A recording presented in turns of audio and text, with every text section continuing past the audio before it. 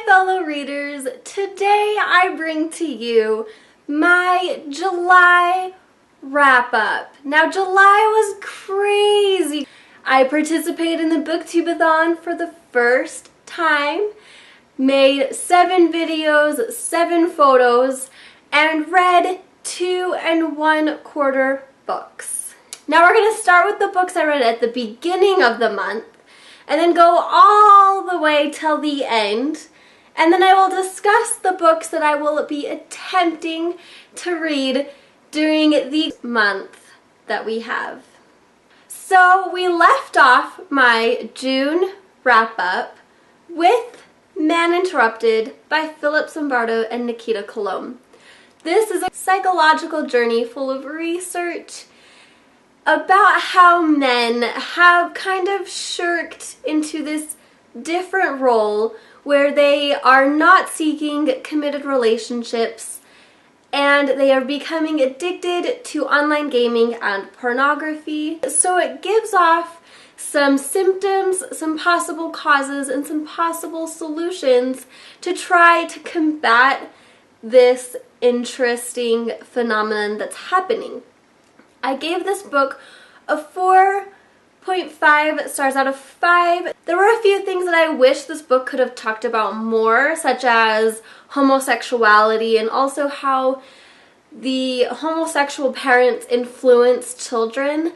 It was very heteronormative. I wish it could have dived deeper into the underlying causes of some of their conclusions. It was still fantastic, and I highly recommend you pick up this if you're really interested in social psychology and how different phenomena shape our men and our society as a whole.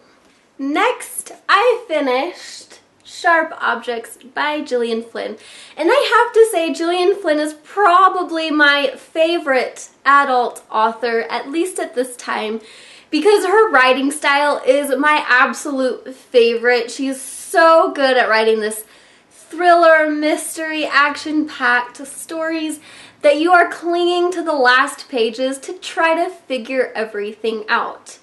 This book centers around Camille, who's a reporter that is sent to her hometown where 2 girls have gone missing, and her boss thinks that there is a serial killer in the midst of her hometown, and she is struggling with all of the feelings and the reasons why she escaped her hometown and fled to the bustling city. I love this book so much. I gave it a 4.5 out of 5 stars. It was a really quick read. I read it in 2 days, mostly because I had to put it down and I couldn't finish it in 1 day, or I would have.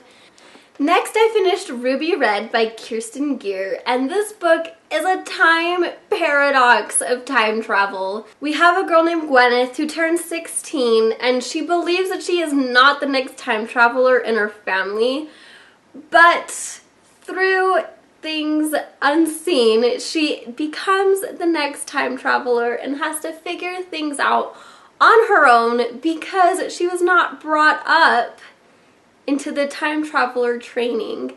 And so you are figuring things out as she is, and it is so confusing. There's so many things going on.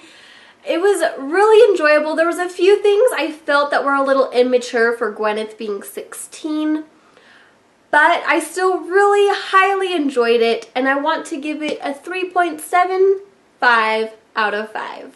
Next, I picked up Will Grayson by John Green and David Levithan. This book is another really great one. I loved reading about the characters and seeing how this plot unfolds as it goes through the minds of both of the Will Graysons, because there happen to be 2 Will Graysons, and through a crazy circumstance they end up bumping into each other, and their life kind of spirals into this interwoven connection as they are dealing with high school and friendship. It is a really, really great contemporary read, another one I would highly recommend, and I give it 4 stars out of 5. Next, we get into the Booktubeathon books that I started reading, and first I finished The Girl on the Train by Paula Hawkins, and this is another great mystery thriller book where you're trying to figure out what is going on. The main character is Rachel. She's an alcoholic. She is totally bonkers, but she feels this connection with this couple that she sees on her daily commute in one of the houses of her old neighborhoods. And things happen to where the girl of the couple goes missing. And she decides to take it in her own mission to try to solve this disappearance. It was so good. I read bits and pieces of it up until one fateful night because I told myself I was only going to read this book at night. That was a mistake because I ended up staying up until 4:30 in the morning to finish it even though I had work that morning. And it was definitely worth it. I loved it. It kept me guessing up until the end. This is when I would give a 4.25 out of 5. Then on the last day of the Booktubeathon, I told myself I was going to finish The Princess Bride by William Goldman. Now this book is fantastic. I loved it so much. It's so much like the movie, but better because it goes more in depth of all of the characters that you love. The only thing I didn't like about it was in the very last chapter called Buttercup's Baby. Most of it's just ramblings of William Goldman, and I really didn't want to read about him and his life and his ideas. And so that's why I ended up giving it a 4 out of 5. Then the Booktubeathon ended and I re-picked up Night Pleasures by Sherilyn Kenyon. This is to follow up from a dispute that Sherilyn Kenyon has with Cassandra Clare and her Shadowhunter series. I read this and it's very much the romance that it is. It was really entertaining learning about the lore of the Dark Hunters, and I love the Greek mythology elements of the story. It's a typical romance. The girl is dull and protective of herself, and she always does the safe thing until she meets the man that is going to change all of that. So I ended up giving it a 3.5 out of 5. Next we have Breakfast with Socrates by Robert Rowland Smith.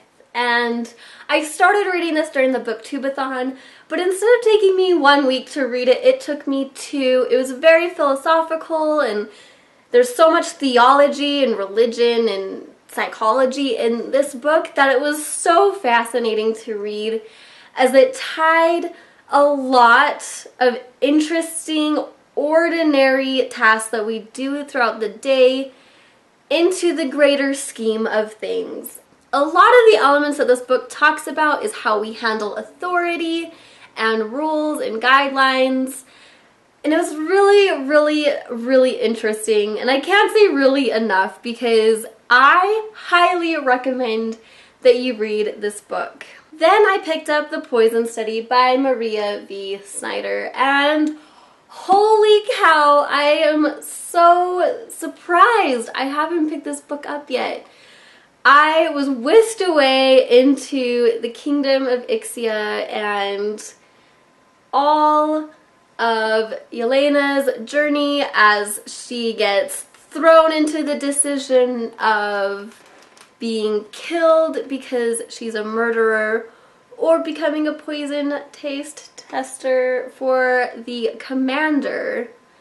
And it is so fantastic. I loved this book.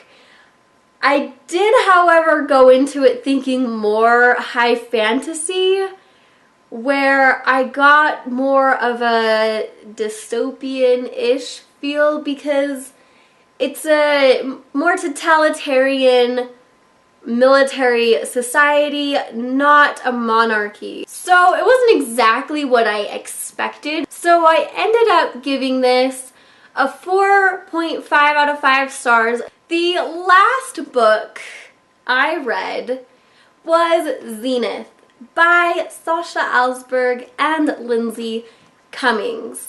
Now this book is split up into parts. So they've only released the first part, and that is 56 pages long. So it's not quite a novella, not quite a book. It's a part of a book, and I felt it was such a tease. The basic plot is you have a pirate, a baroness of the galaxy, and she has a lot of blood and death on her hands. She kind of reminds me of Johnny Depp in the first Pirates of the Caribbean movie. The first 5 minutes you see him where his ship is sinking and he just strides out onto the dock. Because she's a well-known pirate, just like Jack Sparrow was, but she has low resources, low fuel, low ammo, and she needs to get to her next contract so she can make more money and refuel and repair damages to her ship.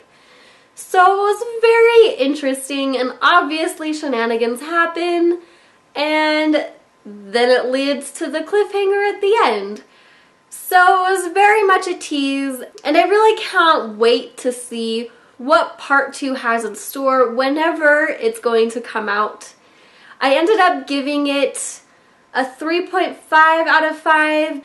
So those are 10 books that I read throughout July, which is phenomenal. I have not had a 10-book month in probably ever, which is so fantastic. And I am trying so hard to keep the ball rolling. So that brings us to the first book I am going to start reading and have already started for August, and that is The Raven Boys by Maggie Stiefvater. Now, I haven't forgotten Les Mis and The Game of Thrones. I think these 2 books are going to be the death of me to try to finish. But I am still going to try. It is my goal to get them finished by the end of the month. But with school starting and Salt Lake Comic Con just around the corner, I do not know what this month will bring. I am very nervous and anxious to see everything that happens. Also, Book 3 of the Remnant Chronicles is coming out tomorrow. The Beauty of Darkness is probably going to push all of the other books on the back burner because I am so excited to see what this finale has in store. And that, my friends, is the end of my July wrap-up. I would love to hear what your favorite book of this month was. And until next time, goodbye!